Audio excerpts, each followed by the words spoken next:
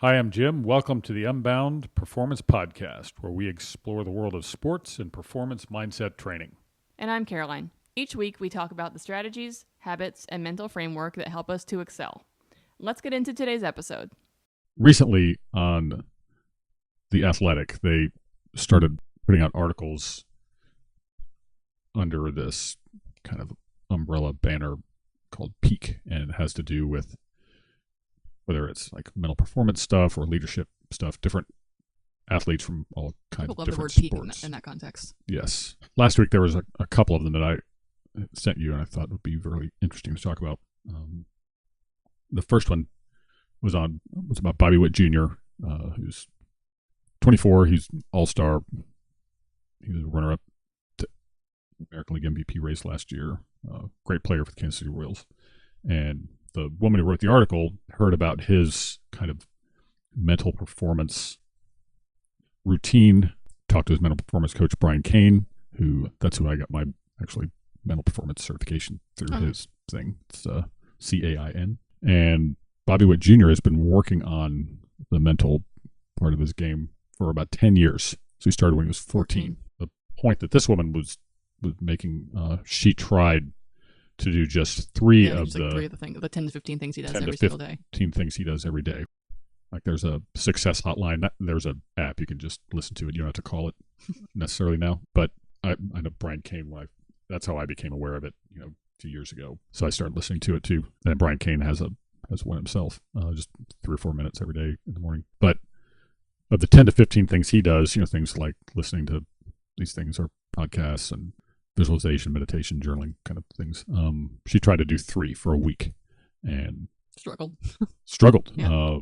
And Witt talked about how important it was for him to be very diligent in doing this. And it's just these little things every day that produce excellence. And it's not some big earth-shattering one event, one day kind of, I'm going to do this now. Yeah, now everything's fixed. And I think that's where it's not a mystery.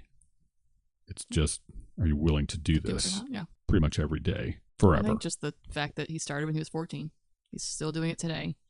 But I think more specifically thinking that he didn't probably start with 10 to 15 things on day one, right? Like, I think that's where people who say, like, oh, I'm going to start doing things like that. Like this journalist, chose, 3 things to keep it simple for a reason.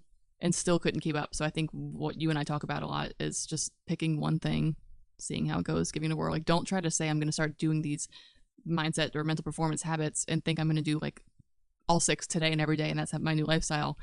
That's really hard to do. And I personally don't think they're as effective when you're trying to cram a bunch of stuff in that you are still learning how to do effectively. That if you want to say, okay, I'm going to start journaling and meditating and, doing breathing exercises and doing like chances of all of those feeling good every day. I firmly believe in habit stacking, but you got to start with just one before you stack on some more. Yeah, I think biting off so much that you can't swallow it is, and that's sometimes people get really enthusiastic at the beginning of the process, and then whatever they struggle maintaining that level, and then they kind of just chuck it out. Of heck with it, I'm not good at this, or I can't do it. And I know, when I would recommend meditation, especially to younger people. Like for them to be able to sit quietly and not like look at their phone or whatever, it's a big deal. And I was telling start 10 or 15 minutes. And I remember Katie Kozlowski told me 2 minutes is probably sufficient. Start 2 minutes. Yeah. So I definitely followed that advice, and I think I have a little more success with it. And even like journaling, that sounds so much like homework that people don't want to do that. So I try to make it as uninvolved as possible. But still, ultimately, if you want to be excellent, you're going to have to put work in. Right. And if you're beginning the process and already trying to figure out how I don't have to do very much work, that's probably not the mentality that's going to lead you to personal greatness or excellence. So, they said there, the secret is understanding why you're doing it. Like, not just doing it because you hope it works or hope it's going to do something for you, but understanding specifically why you do these habits makes 10 to 15 doable every day for him, rather than just, I'm just going to give this routine a whirl and I'll pick 3 of them and I'll just see how I do. Entering into these habits with a purpose and a reason and a why makes it much more, like, I hate to say bearable, but sometimes it is. It's challenging to sit down and journal or sit down and meditate or visualize and having a purpose of why you want to do it. And then once you start seeing success, that helps you build that why even stronger, that you know it works. Yeah, I'm pretty sure we talked about the why and the purpose stuff a fair amount here. And that is, I think, continues to be foundational. I thought it was very interesting that Bobby Witt Jr.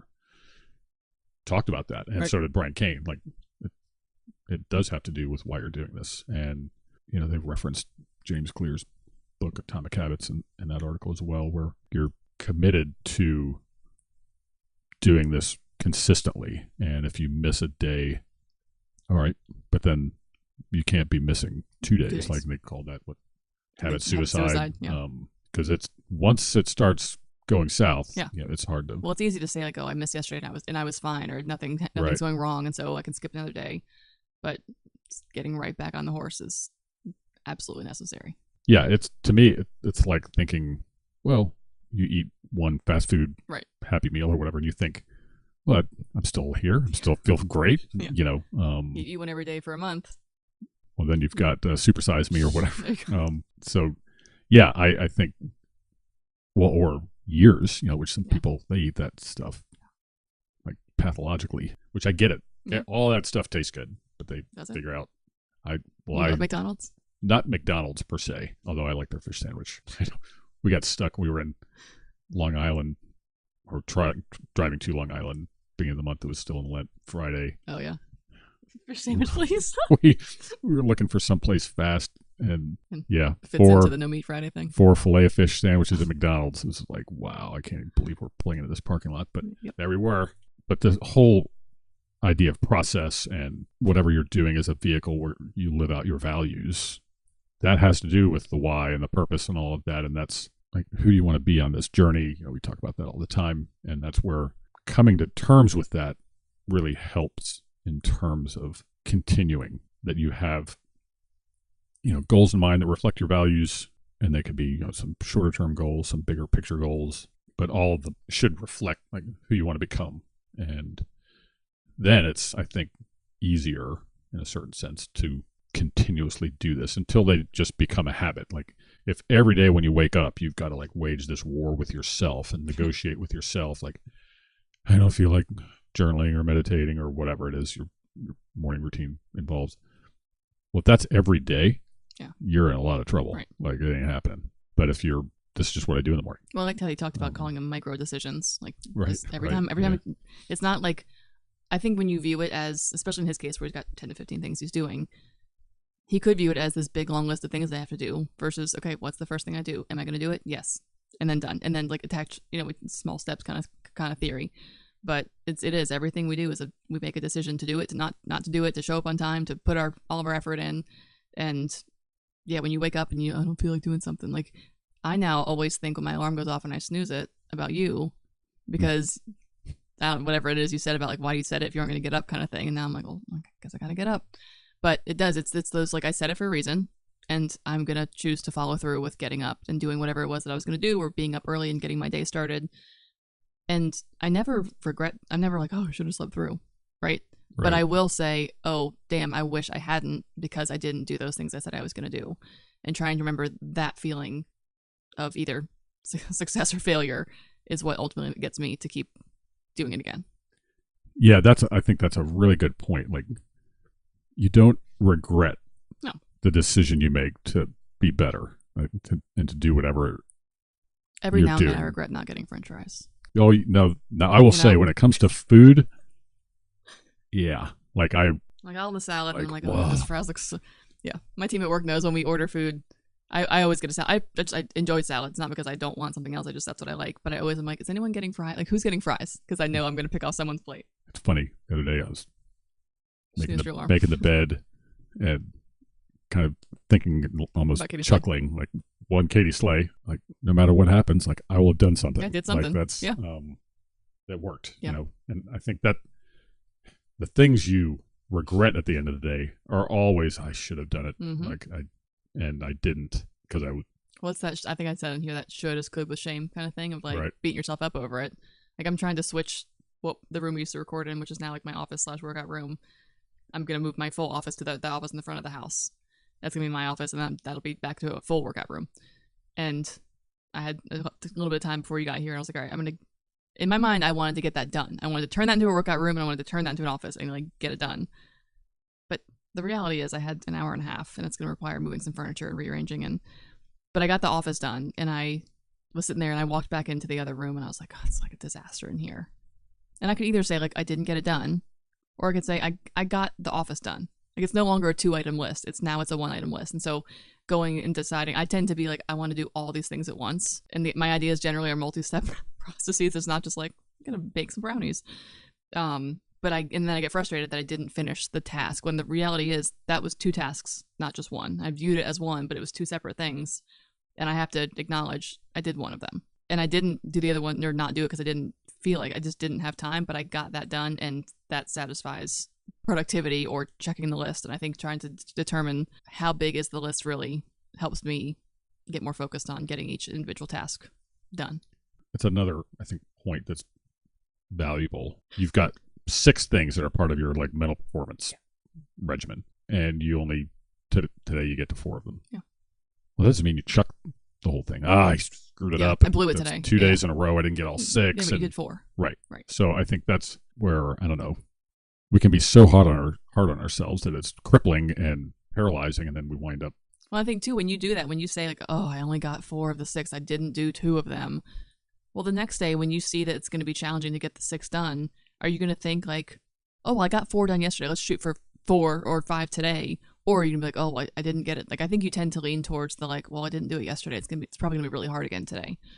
And I don't, stupid, like, look at the glass half full. But when you try to think and say, like, what did I get, especially in a situation where it's a productivity performance type, did I do well enough? Did I get my list done? Did I, put the effort in? I think trying to view it that way of like, okay, what did I get done is a much more mentally productive and successful way to proceed forward.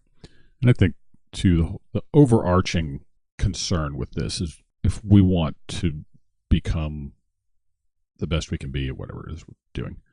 Like in Bobby Witt Jr.'s case, he is not leaving his thoughts to chance, to just whim, to whatever. Today could be a good day, it could be a crap day.